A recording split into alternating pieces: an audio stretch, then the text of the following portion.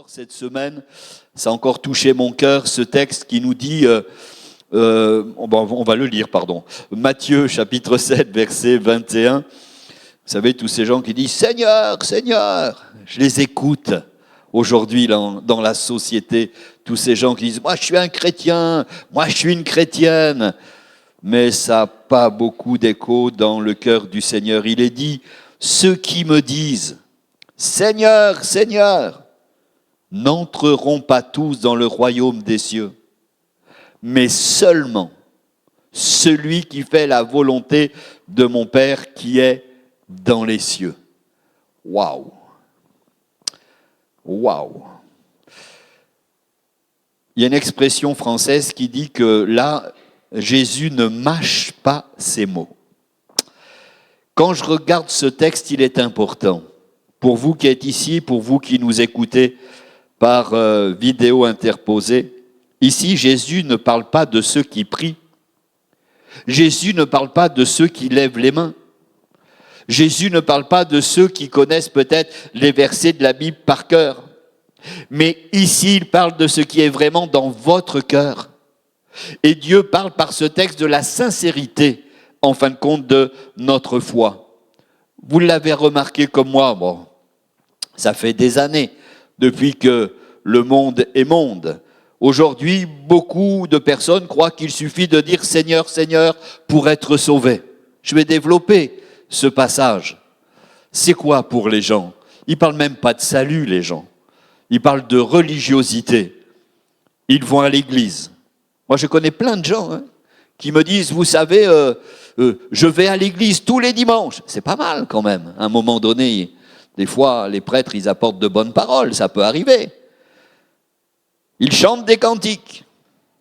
Ils prient. Mais ce que je vois, moi, quand ces gens me parlent, c'est que leur cœur, il n'est pas transformé. Leur cœur n'est pas transformé. Ils sont religieux, ils ont une religion, mais ce n'est pas vivant en eux. Jésus dit, en fin de compte, tous vos mots là, tous vos jolis gestes, ça ne suffit pas. Christ veut beaucoup plus que des simples paroles. Il veut des cœurs sincères, obéissants, qui ont une véritable relation avec lui.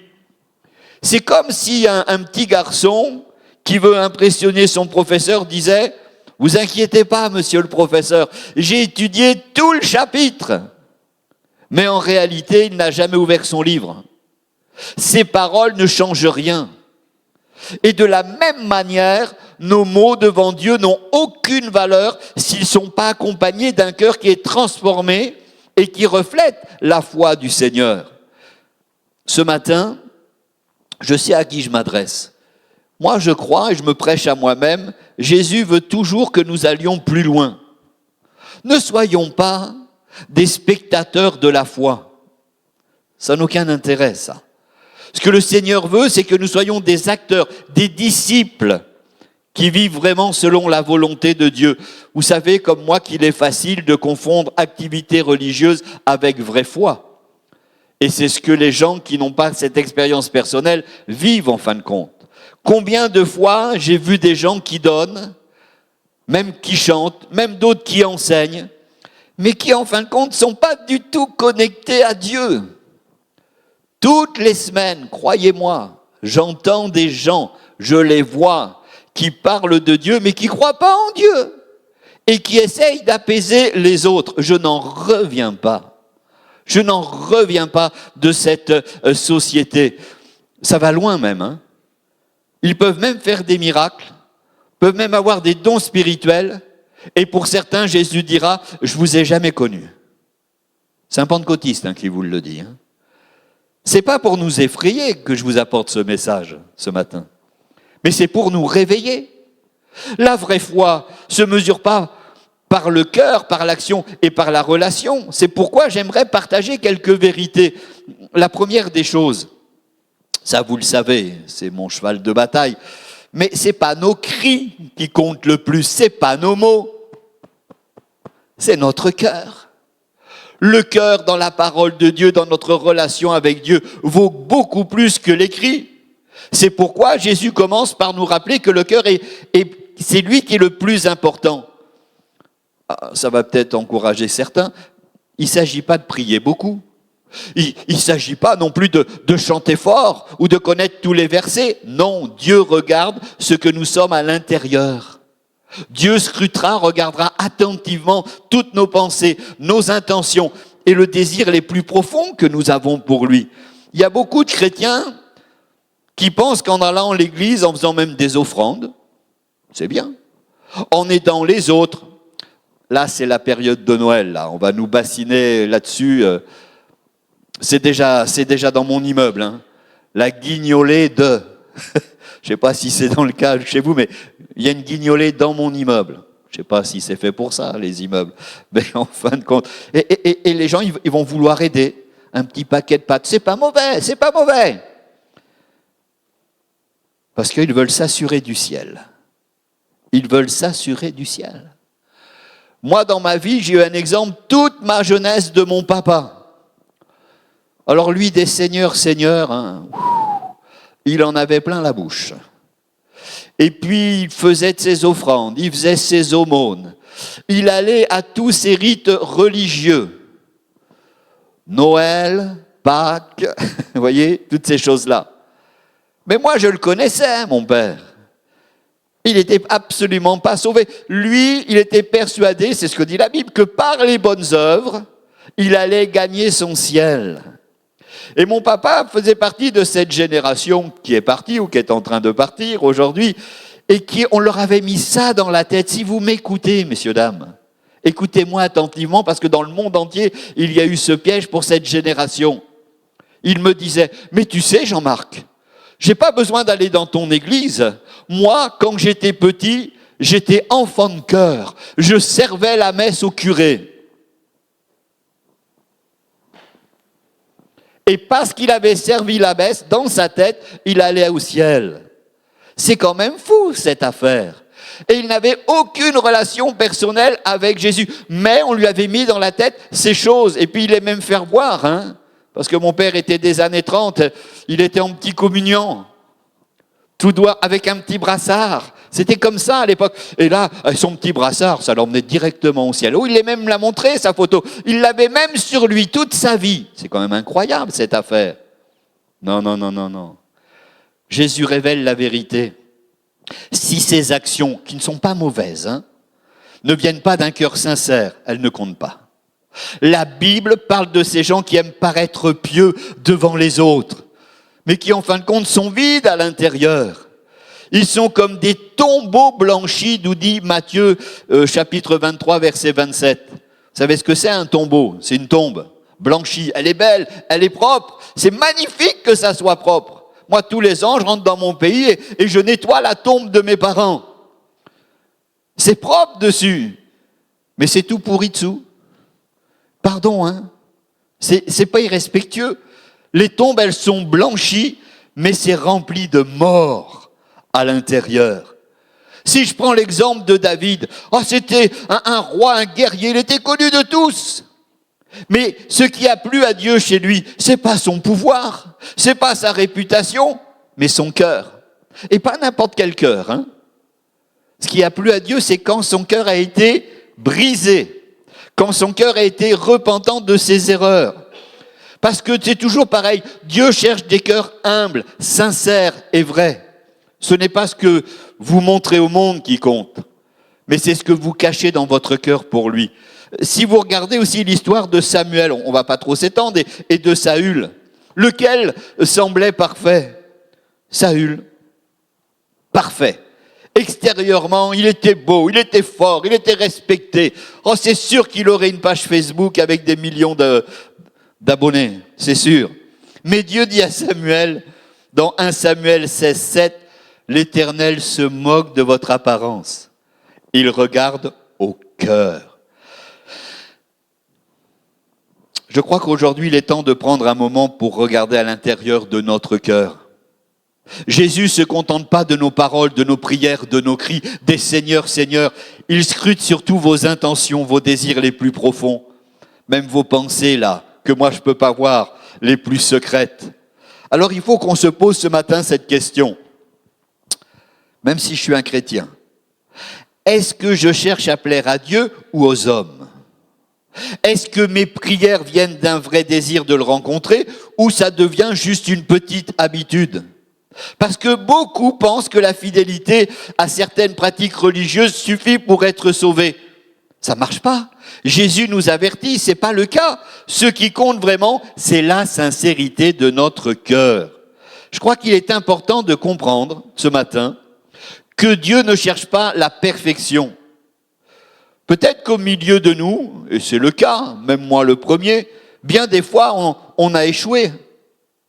Et peut-être que même si vous êtes tenu par le péché ou un péché, ou si votre vie était pleine d'erreurs, ce qui compte, maintenant, au moment où je vous parle, c'est la sincérité de votre cœur. Parce que chaque pas que vous faites pour, en fin de compte, aligner votre cœur avec la volonté de Dieu, ça va toujours attirer sa bénédiction. Même des petits changements, hein. On commence toujours par des petits changements quand on rencontre le Seigneur. Choisis de dire la vérité, de partager avec un ami, d'aider discrètement quelqu'un. Ça a une véritable valeur aux yeux de Dieu. Et puis, il y a autre chose de secret dans ce texte.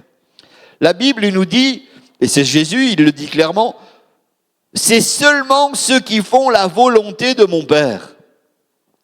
Il est temps de s'arrêter ici, hein. Faire la volonté de Dieu et non la nôtre. L'homme ou la femme qui n'est pas né de nouveau fait toujours sa volonté et jamais celle de Dieu. Ça, c'est un point capital. La vraie foi implique l'obéissance. Il suffit pas de connaître Dieu, de prier, de faire des bonnes œuvres comme je vous l'ai dit, mais il faut faire ce que le Seigneur nous demande. Et c'est là où chez nos contemporains, ça commence à coincer.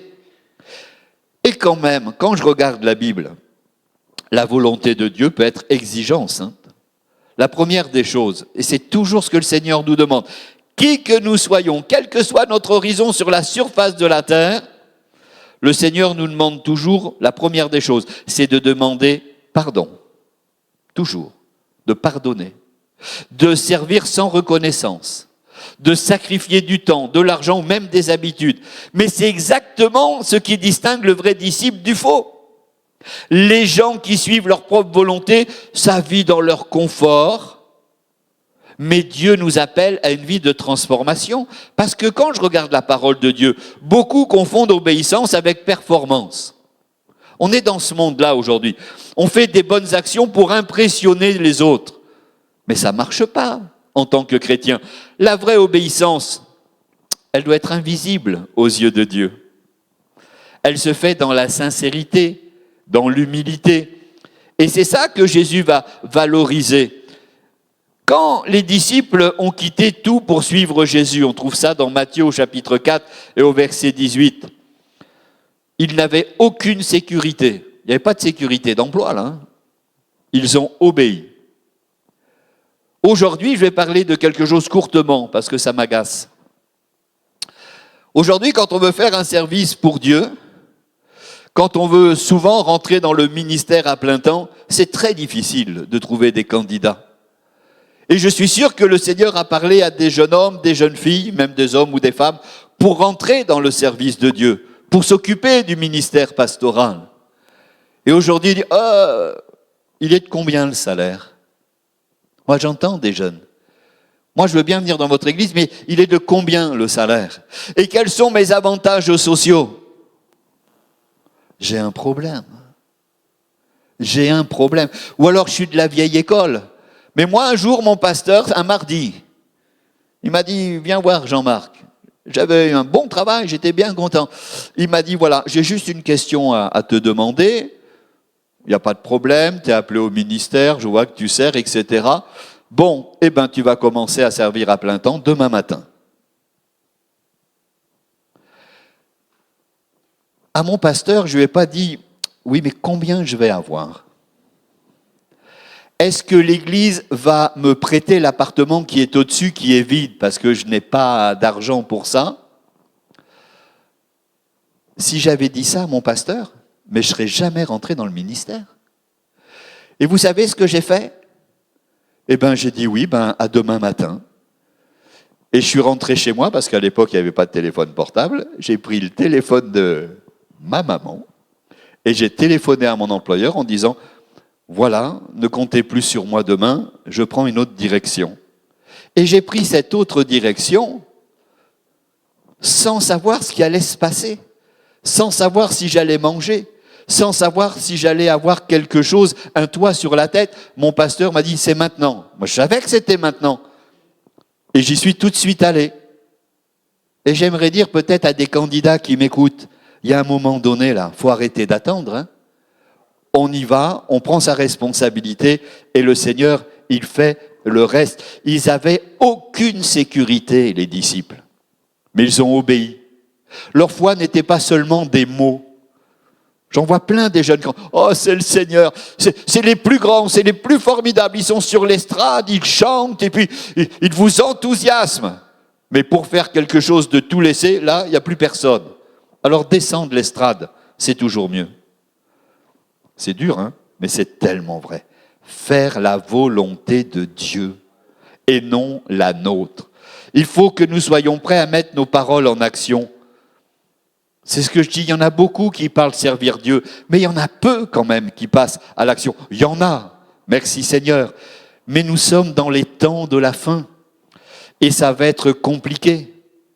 Vous savez, moi, si je devais prendre ma retraite aujourd'hui administrative,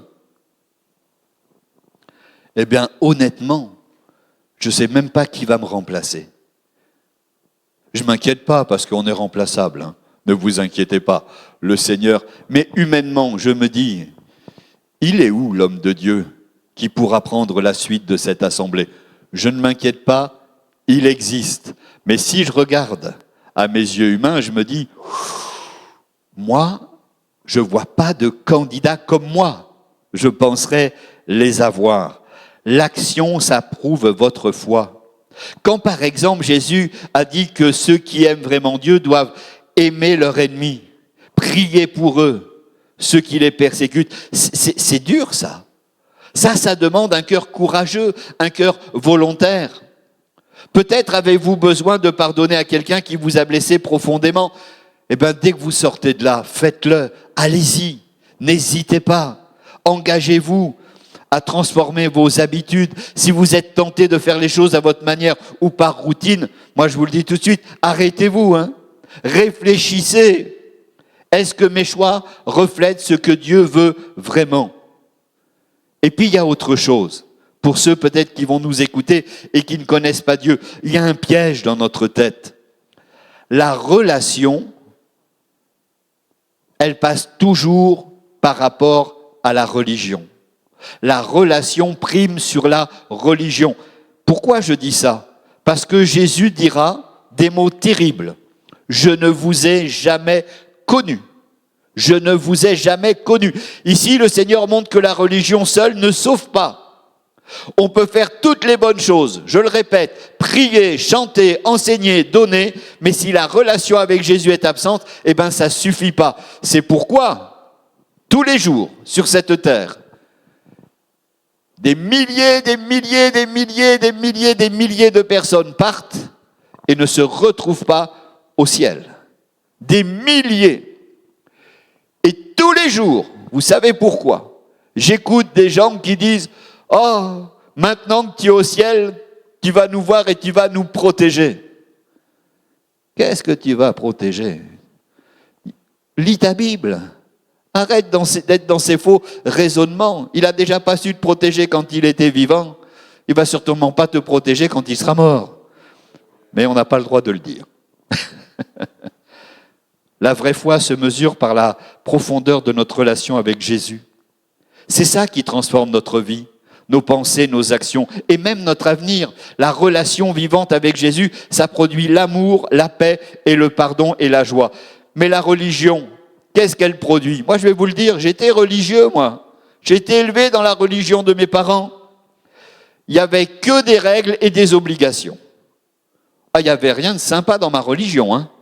Des règles et des obligations. D'ailleurs, dans la Bible, il y a un homme là, qui était très religieux, même dans son travail. Oh, vous le connaissez, les chrétiens. Un certain Zachée, collecteur d'impôts. Alors lui, c'était un religieux, lui. Mais ce n'est que lorsqu'il a rencontré Jésus personnellement que sa vie a changé. Sa relation avec Jésus, elle va produire des fruits. Comment on le sait? Tout de suite, lui. Alors lui, il y a un truc qui se débloque. Il dit, moi je vais donner la moitié de mes biens aux pauvres. Et je vais même plus loin, je vais même rembourser 4 fois plus ceux que j'ai trompés. C'est un véritable changement chez cet homme. La relation prime sur la religion. La vraie foi ne consiste pas à accumuler des connaissances bibliques ou à accomplir des rites religieux. Ça consiste à connaître personnellement Jésus et de l'aimer de tout son cœur. Parce que la religion peut parfois devenir une routine. Hein. Attention, on pourrait devenir religieux même dans nos milieux. On va à l'église, on chante, on prie, mais notre cœur est loin de Dieu. Jésus veut que nous soyons vivants dans notre foi. C'est ça qui est important. Et que chaque action et chaque pensée reflètent une véritable relation avec lui. Qu'est-ce qu'il faut faire pour ça? Eh bien, c'est simple. C'est juste un petit rappel. Commençons à passer du temps chaque jour avec le Seigneur. Parlons-lui comme on parlerait à un ami. Moi, je n'hésite pas. Hein. Tous les jours, vous le savez, je ne vous appelle pas, donc je ne partage rien avec vous. Mais avec Jésus, je partage mes inquiétudes. Oui, et j'y vais. Hein. Avec Jésus, je partage mes rêves. Il faut qu'ils soient dans la volonté de Dieu. Avec Jésus, je partage mes choix, mes erreurs. Qu'est-ce que je fais en fin de compte? Chaque matin, je fais ça. Eh bien, j'essaye de commencer ma journée en étant honnête avec mon Seigneur. Parce que si je ne commence pas par l'honnêteté avec Jésus, comment je vais être honnête dans ce monde? Ça ne marche pas. Une relation vivante transforme nos choix et nos actions. Alors n'ayons pas peur de montrer nos faiblesses au Seigneur. Même nos erreurs passées, elles ne nous excluent pas. Ce que le Seigneur, il veut, c'est pas que des seigneurs et une vie religieuse. C'est pas ça qui va nous sauver. Mais c'est cette relation personnelle. J'aimerais inviter les musiciens, maintenant peut-être, à revenir. Chers amis, bien-aimés frères et sœurs, je crois que ce matin, Jésus nous lance encore un avertissement très clair. Les mots, ça suffit pas. Dire Seigneur, Seigneur ne vous garantit pas le ciel. Ce qui compte, c'est votre cœur, votre obéissance et votre relation avec lui. Dieu veut que nous soyons sincères. Dieu que nous faisions sa volonté et qu'on puisse entretenir une relation personnelle avec lui. Voilà pourquoi l'Église, elle existe. Parce que des moments comme nous vivons ce matin, ce sont des moments qui sont précieux. Moi, je veux dire Seigneur, Seigneur, mais en pleine connaissance de cause, en sachant qui il est et ce qu'il attend de moi. Les religions nous trompent, les pensées philosophiques nous trompent. Quel que soit notre âge, Jésus veut nous prendre dans ses bras. Dieu veut nous donner une direction. Et il veut transformer nos cris, nos Seigneur, Seigneur, en une seule chose, en des actions, pas en une religion. C'est pas la religion qui sauve, c'est notre relation véritable et vraie avec le Seigneur, et puis surtout, en écoutant sa vérité avec la parole, la Bible, et ça, c'est très important. Alors quand vous crierez « Seigneur, Seigneur », il faut que ça soit surtout votre cœur qui parle, et non juste votre bouche. Et alors là, nous saurons que nous sommes véritablement connus du Seigneur. Et simplement là, notre vie commencera à porter des fruits jusque dans l'éternité. Je crois qu'il est important, dans ces temps de fête, vous allez être entouré d'hommes et de femmes qui vont dire « Ah, ben ça a commencé déjà. » Vous savez, hein, moi j'ai une relation, quelqu'un m'a dit « J'ai une bonne relation. Tous les ans, je vais à la messe de minuit. » Ben, c'est pas mal, il y en a plein qui y vont pas. Hein. Je dis oui, mais il y a plus que ça. Cette relation, c'est pas que la messe à minuit. Vous pourriez avoir cette relation, cette communion tous les jours avec Jésus. Oh, je commence par la messe, m'a dit le monsieur. Bon, ben il n'a pas fermé la porte.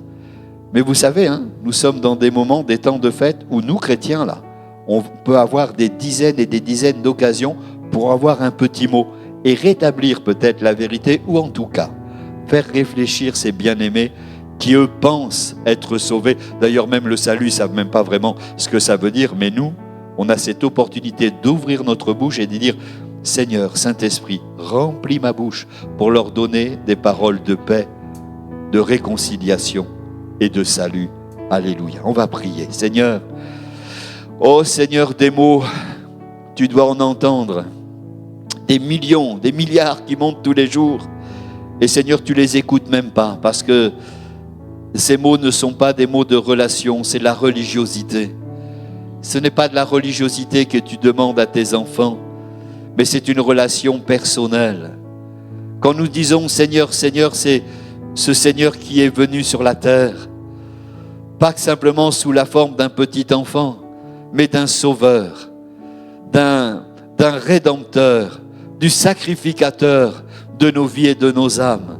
Nous allons rentrer dans ces périodes de fête et Seigneur, je te demande de faire de nous de véritables témoins et disciples et d'accompagner ceux et celles, Seigneur, qui dans leur religiosité pensent avoir trouvé la vérité.